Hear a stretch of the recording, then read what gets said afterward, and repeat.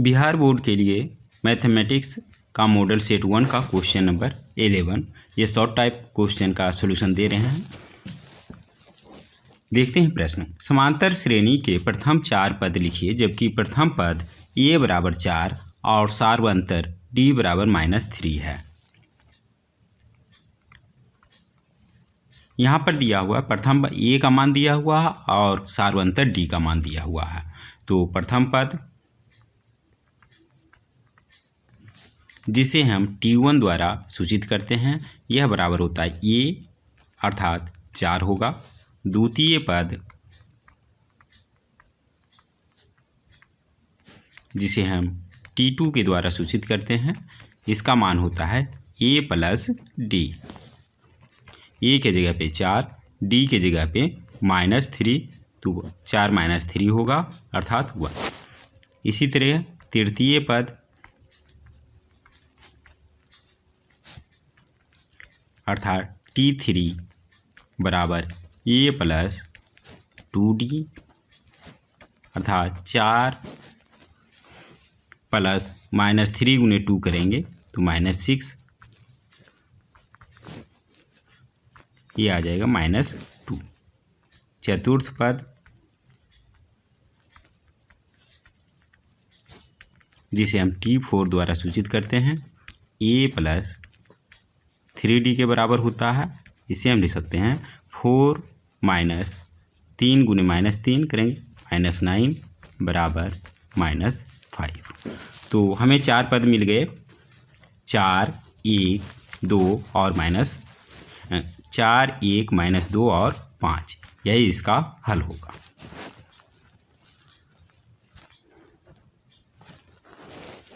Question number 12। यदि किसी समांतर श्रेणी का प्रथम पद 5 और सार्वंतर 4 और अंतिम पद 205 हो तो समांतर श्रेणी के पदों की संख्या ज्ञात करें।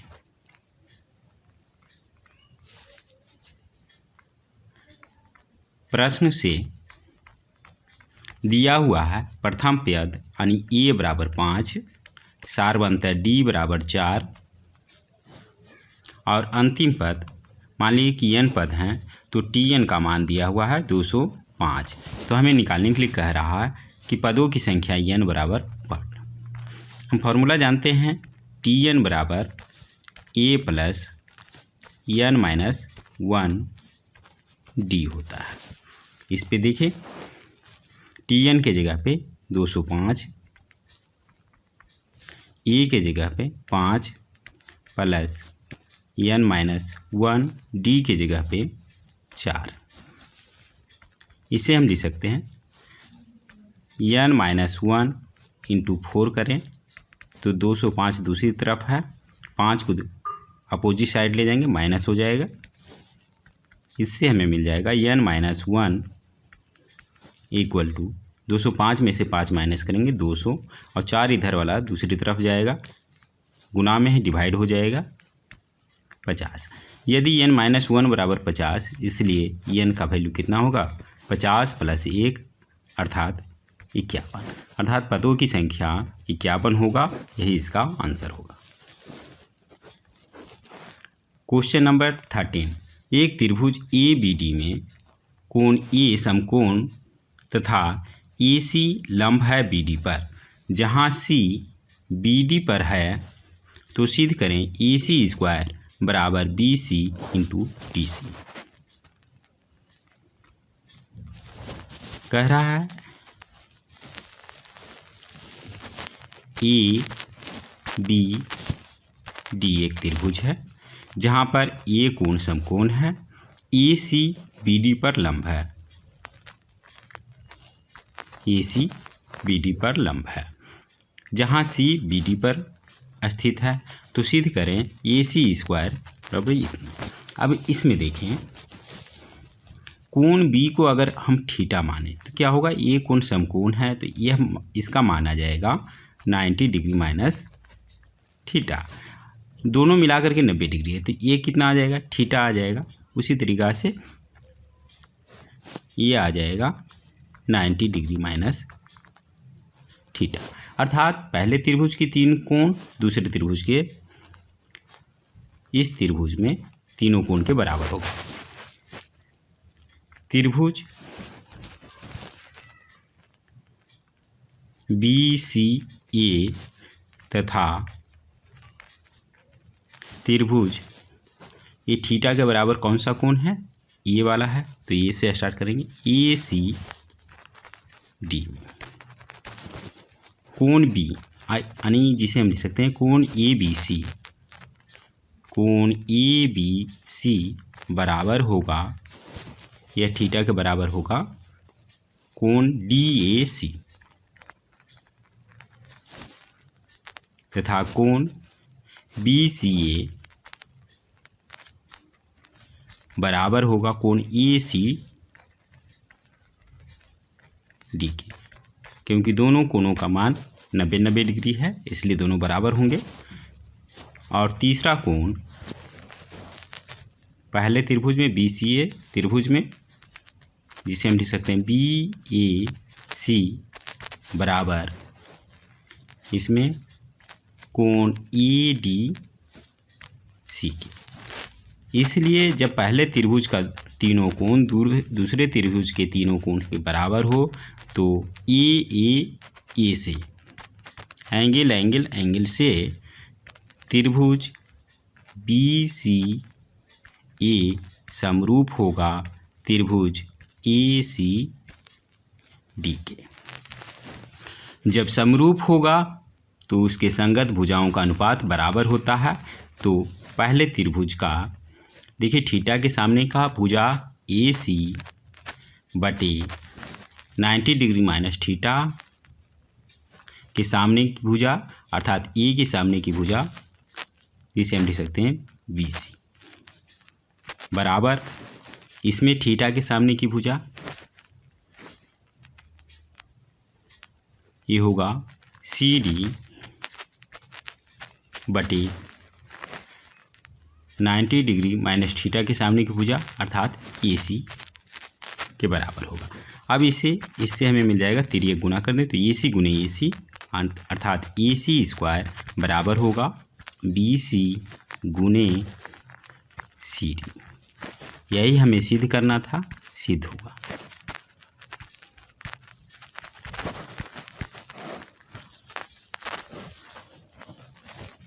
क्वेश्चन नंबर 14, किसी त्रिभुज ABC में दो बिंदु D तथा E क्रमशः भुजाओं AB तथा AC पर इस प्रकार है कि BD बराबर C तथा कोण B कोण C के बराबर है, तो सिद्ध कीजिए DE समांतर है BC के।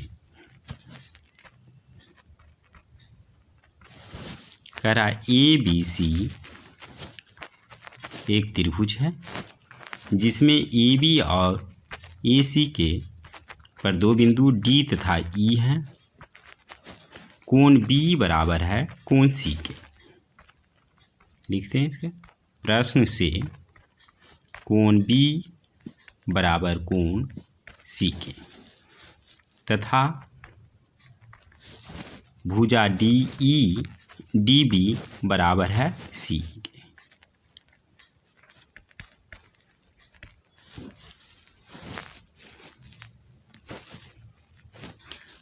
हम जानते हैं कि किसी त्रिभुज में बराबर कोणों की सम्मुख भुजाएं बराबर होती हैं, अर्थात B के सामने की भुजा AC बराबर होगा कोण C के सामने की भुजा AB की। यहाँ पर लिख देंगे समान कोणों की सम्मुख भुजा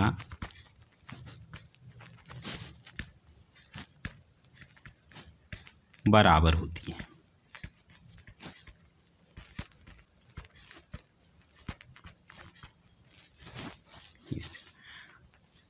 तो जब बराबर है तो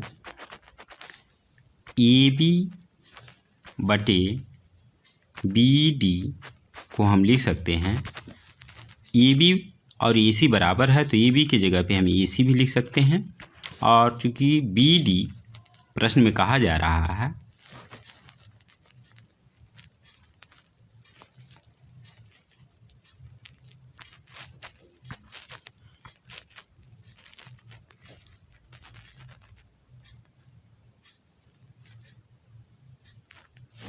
बी डी बराबर सी ई के, तो हम लिख सकते हैं बी डी के जगह पे सी ई। तो ये देख रहे हैं कि ये हमें मिल गया भुजाओं डी से जो कट रहा है तो भुजाओं को समान अनुपात में विभाजित कर रहा है। तो हम जानते हैं थेल्स प्रमेय के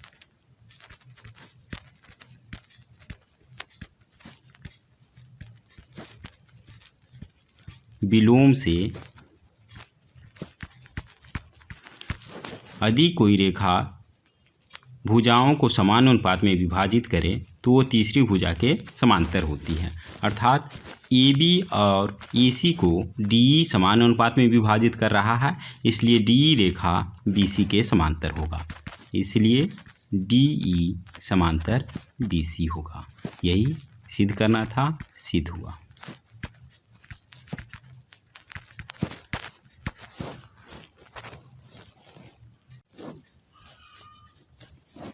क्वेश्चन नंबर 15, x के मान ज्ञात कीजिए जिसके लिए बिंदु a-32 तथा b x6 के बीच की दूरी 5 इकाई है।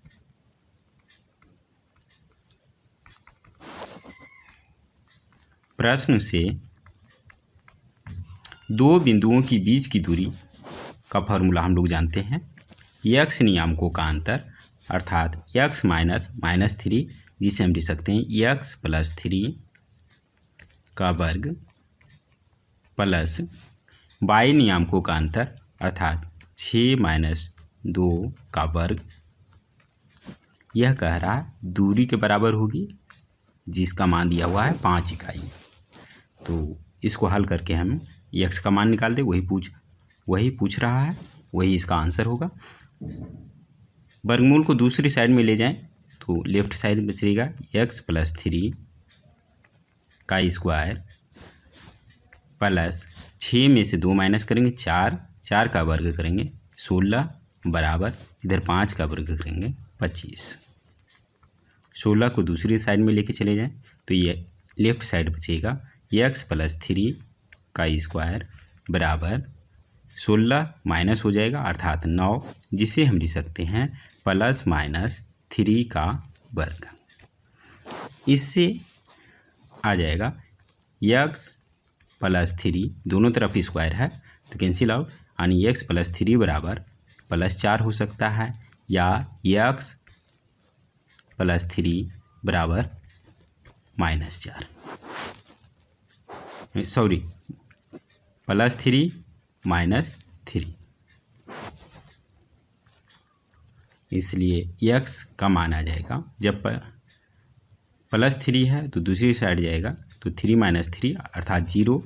इससे हमें मिल जाएगा x बराबर 3 दूसरी साइड में जाकर -3 अर्थात -6। इसलिए x का मान होगा या तो 0 होगा या -6 होगा, यही इसका आंसर होगा। क्वेश्चन नंबर 16, उस बिंदु के निर्देशांक ज्ञात कीजिए जो बिंदुओं इतना और इतना को मिलाने वाले रेखाखंड को 2:3 के अनुपात में विभाजित करता है। दो बिंदु हैं E और B, A के निर्देशांक हैं 2, 3, B के निर्देशांक हैं 4, 5। इस पे एक बिंदु माना कि D है जो कि 2:3 के अनुपात में विभाजित करता है। तो इस D के निर्देशांक के लिए यानी अभीष्ट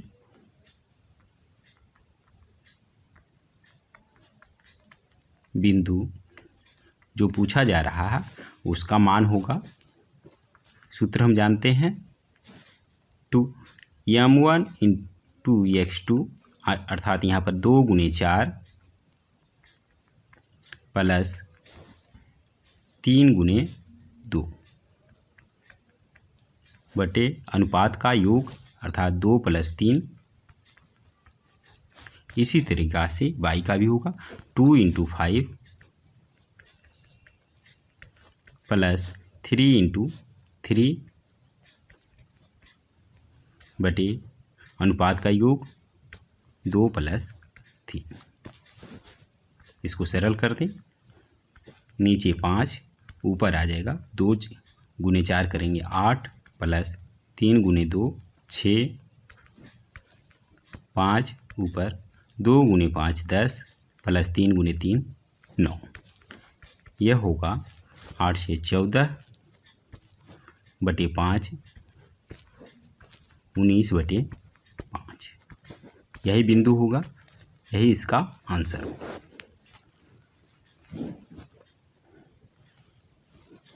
क्वेश्चन नंबर 17, यदि 15 cot थीटा बराबर 8 तो सिद्ध करें cos थीटा बराबर 8/17। आसान सा प्रश्न दिया है,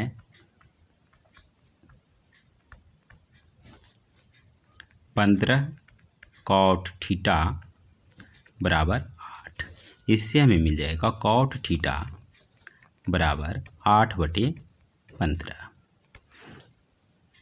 अच्छा, cot थीटा बराबर हम जानते हैं कि यह होता है b/p होता है। तो b का मान 8 और p का मान 15 दिया हुआ है, इसलिए हम h का मान निकाल सकते हैं, जो कि होता है b² अर्थात 8 का वर्ग प्लस p का स्क्वायर अर्थात 15 का स्क्वायर। इसको जब आप हल कर देंगे तो ये 17 आता है। तो सभी मिल गया, तो हमें निकालना है cos थीटा बराबर, हम जानते हैं कि यह होता है b/h। b का मान 8 है और h का मान 17 आया, तो ये साबित हो गया cos थीटा का मान 8/17 सिद्ध हुआ।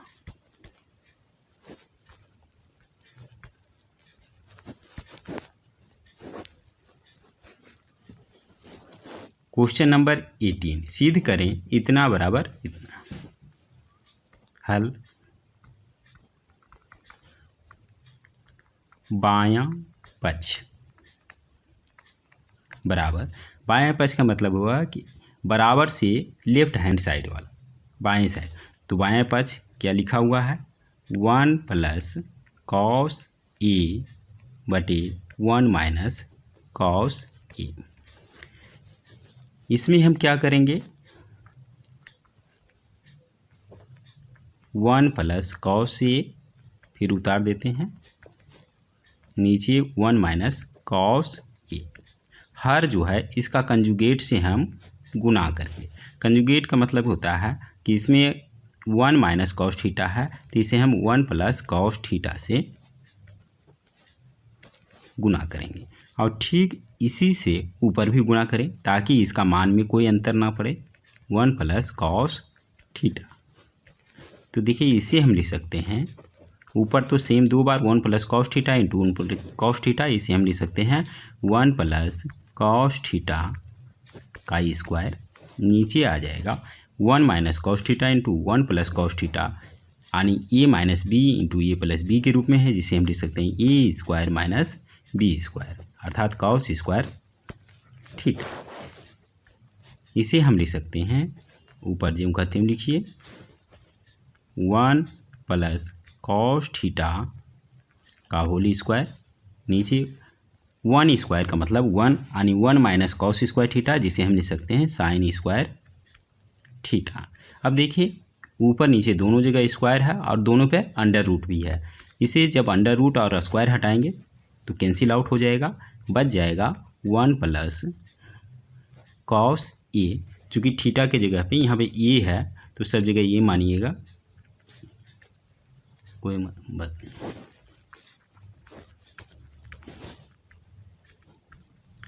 cos A नीचे बच जाएगा sin A। यह है मेरा दायां पक्ष जो हमें सिद्ध करना था, तो नीचे लिख देंगे सिद्ध हुआ।